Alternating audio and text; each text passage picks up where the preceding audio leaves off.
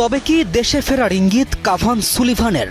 Sullivan brothers বাংলার football ভক্তদের চাতকের চোখ যাদের দিকে চেয়ে। হামজা চৌধুরীর পরে সবচেয়ে বড় স্টার হতে পারে কাভান এবং কুইন সুলিভান।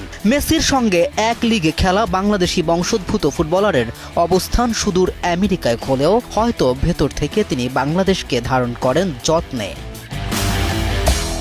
এই তো বছর দুয়েক আগের কথা। কাভান সুলিভানের এক ইনস্টাগ্রাম পোস্টে এক ভারতীয় কমেন্ট করেছিলেন কাভানকে ভারতীয় দাবি করে। ওই কমেন্টের রিপ্লাই করে বাংলাদেশের পতাকা ইমোজি দিয়ে কাভানও বুঝিয়েছিল ভারতীয় নয়, তিনি বাংলাদেশি।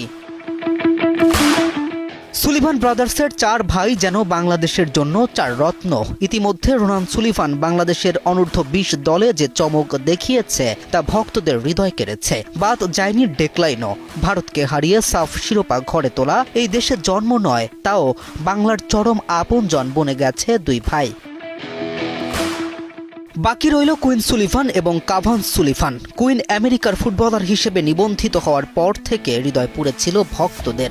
এই বুঝি ঘরের রত্ন পর হয়ে গেল। তবে কাভান সুলিভান এখনও স্থায়ীভাবে আমেরিকার ফুটবলার হিসেবে নিবন্ধিত নয়। এদিকে ছোট্ট ভাইদের এমন আকাশচুম্বী জনপ্রিয়তা এবং বাংলাদেশের মানুষের এত ভালোবাসা দেখে হয়তো তারও লোভ হতে পারে বাংলাদেশের জার্সি গায়ে জড়ানোর।